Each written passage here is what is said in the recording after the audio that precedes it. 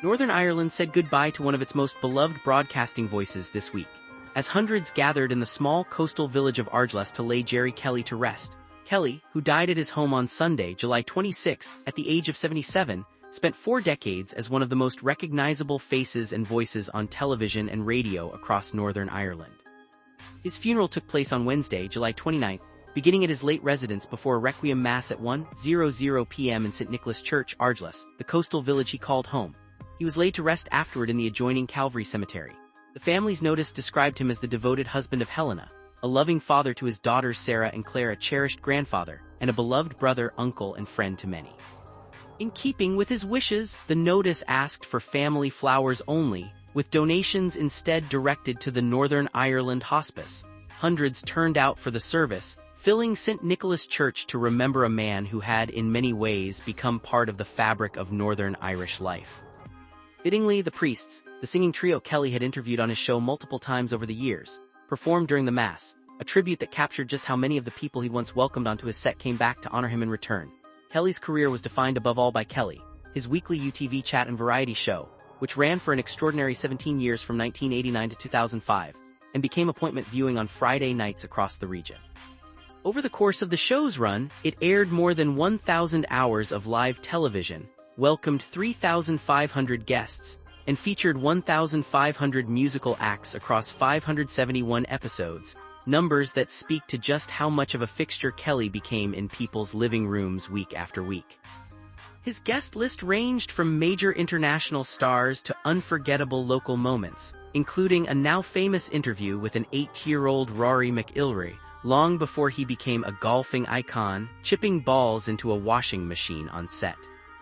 After stepping away from UTV, Kelly went on to host a weekly program on BBC Radio Ulster from 2009, until his retirement from the station in December 2019, and even in recent years he found his way back to a new generation, fronting a fresh chat show series alongside students at Belfast Met.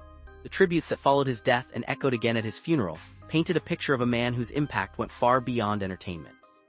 Father Brian Darcy, a close friend and fellow broadcaster who delivered remarks at the service, spoke movingly about what Kelly meant to Northern Ireland during some of its darkest years. He recalled how Kelly had a rare gift for persuading major stars to travel into Belfast at a time when the city was gripped by the Troubles, coaxing them past their fears, guarding them, guiding them safely to the studio, and hoping to get them home again unharmed. Darcy described Kelly as someone who helped an entire region stay sane amid genuine insanity, a fatherly figure who could gather people together, and for just an hour on a Friday night, help them forget the violence surrounding them by reminding them of the good that still existed. He went so far as to call Kelly a real legend who will never truly die, and the voice of sanity during insane times, a phrase that resonated deeply with those in attendance.